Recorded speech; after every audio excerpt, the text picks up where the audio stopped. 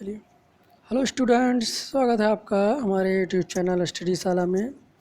चलिए, आज के हम अपने इस वीडियो में बात करेंगे अनिश्चित समाकलनों के ज्यामितीय निरूपण का। ठीक है, पिछले क्लास में हमने बात किया था कि समाकलन इंटीग्रेशन क्या है, कैसे उसको किया जाता है, वो उसका डिफिनेशन क्या है उसकी, उनमें कौन क्या है, किसके नाम क्या है, उनका रिप्रेजेंटेशन कैसे होता है, ये चीज़ें हमने देखी थी। ठीक है, आइए आज हम उसके आगे बात करते हैं।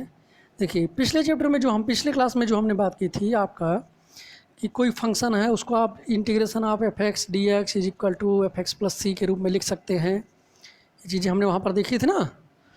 तो उन्हें ये क्या है, ये इन्हें अनिश्चित समाकलन कहा जाता है। ठीक है, क्योंकि हमें इनमें पता नहीं होता कि कहाँ से कहाँ तक। भाई, आपने ट्रायंगल की एक्स अक्ष पर समान आधार वाले ट्रायंगल की बात की, तो हम तो जोड़ते हुए चले जाएंगे ना, ऐसे जोड़ते रहेंगे भाई, क्योंकि हमें अंत क्या है, एक्स अक्ष का कोई अंत थोड़ी है। आप तो जोड़ते चले जाइए, बनती चली जाएगी। इस तरीके से तो हमें पता ही नहीं चलेगा कि हमारा लिमिटेशन कहाँ है। इसलिए हम उन्हें क्या कहते हैं, उन समाकलनों को क्या कहते हैं, अनिश्चित समाकलन। ठीक, तो उन्हीं अनिश्चित समाकलनों का आज हम ज्यामितीय निरूपण देखेंगे कि कैसे जो इंटीग्रेशन आपको दिए जाते हैं उनको आप कैसे दिखा सकते हैं, वो हैं क्या से। ठीक, ज्यामिति के रूप में उनको आप देखेंगे कैसे। ठीक है, उनको अगर आप वक्र पर बनाना चाहें तो उनके लिए क्या चीज़ों की आवश्यकता होती है, कार्तीय तल पर आप दिखाना चाहें, ग्राफ बनाना चाहें तो कैसे बनाएंगे।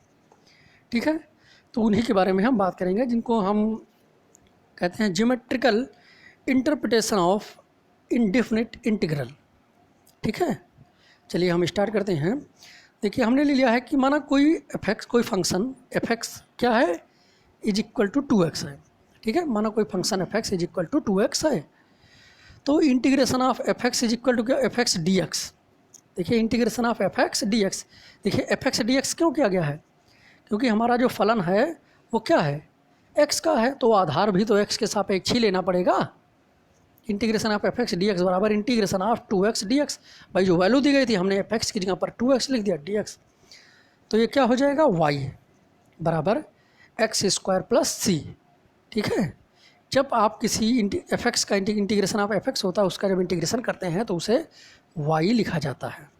ठीक है, y बराबर एक्स स्क्वायर प्लस सी।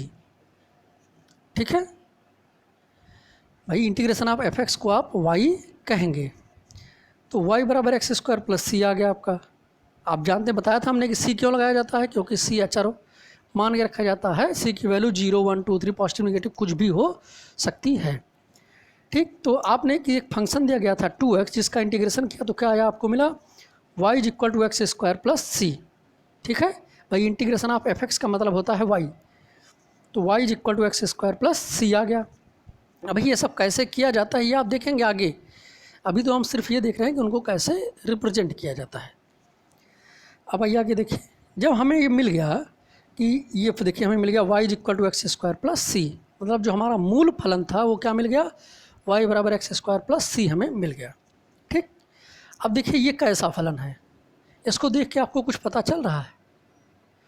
तो इसको देख के हमें पता चल रहा है कि ये क्या है, ये एक परवलय को निरूपित कर रहा है, क्योंकि X square is equal to 4ay क्या है, एक परवलय का मानक रूप है, और ये भी उसी तरीके से दिख रहा है।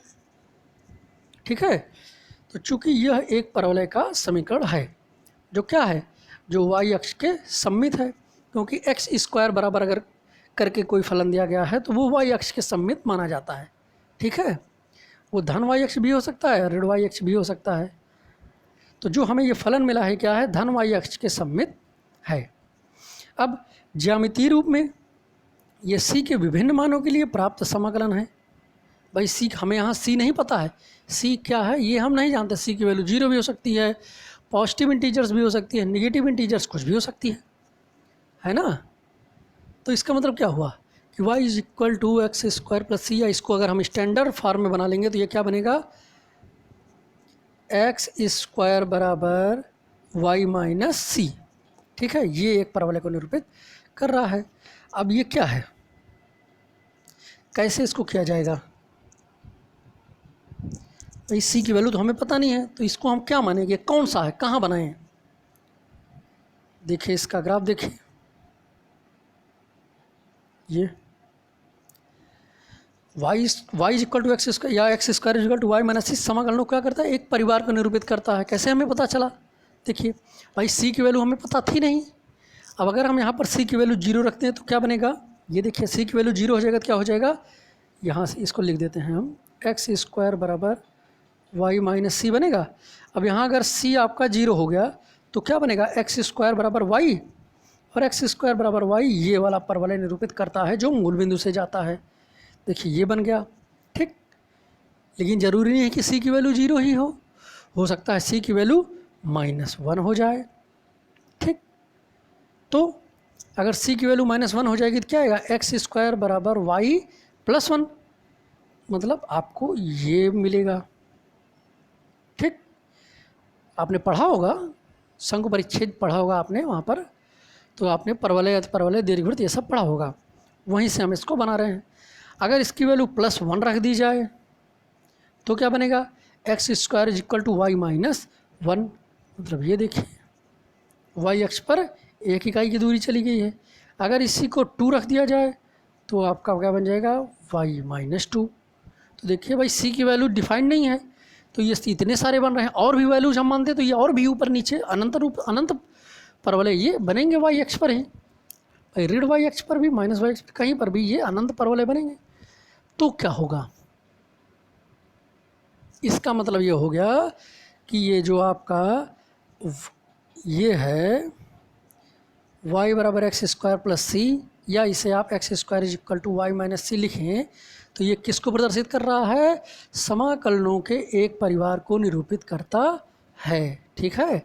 मतलब अगर आपको कोई पूछ ले आपसे कि आपने जो इंटीग्रेशन किया है जो आया है ये क्या है, किस वक्र को निरूपित कर रहा है, ठीक है, ऐसा पूछा जाता है, कई बार कई कंपटीशनों में पूछा गया है ये किसको निरूपित कर रहा है, तो आप ये बता सकते हैं कि ये एक परवलय है जो वाई अक्ष के सममित है, उसके पूरे परिवार को निरूपित करता है। एक ऐसा परवलय जो वाई अक्ष के सममित है उस परिवार को निरूपित करता है, ठीक है।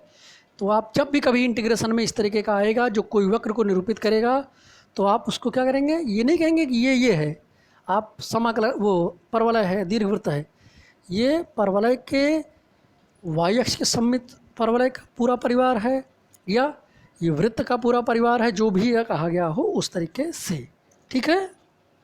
क्योंकि समाकलन जो भी समाकलन करने के बाद जो हमें प्राप्त होता है वो पूरे परिवार को प्रदर्शित करता है। क्यों करता है, क्योंकि ये अनिश्चित समाकलन है, इसकी कोई सीमा नहीं है, कहाँ से स्टार्ट हुआ है कहाँ ख़त्म हो रहा है इसकी कोई सीमा नहीं दी गई है। आगे इसी में आप पढ़ेंगे निश्चित समाकलन, जब निश्चित समाकलन पढ़ेंगे आप तब आपको एकदम क्लियर रहेगा कि हाँ ये कौन सा फलन है और कहाँ बनेगा, इन्हीं में से सिर्फ एक के बारे में आप पता कर पाएंगे, ठीक है।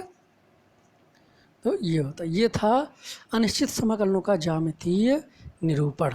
देख लीजिए, इसे समझ लीजिए, इम्पॉर्टेंट है, पेपर बोर्ड में भले ही ना आ रहा हो लेकिन ये ऑब्जेक्टिव में आने की इसकी संभावना रहती है, कंपटीशन में ये बहुत ही लाभदायक है, ठीक है। तो थैंक यू क्लास, इसे देख लीजिए और समझिए।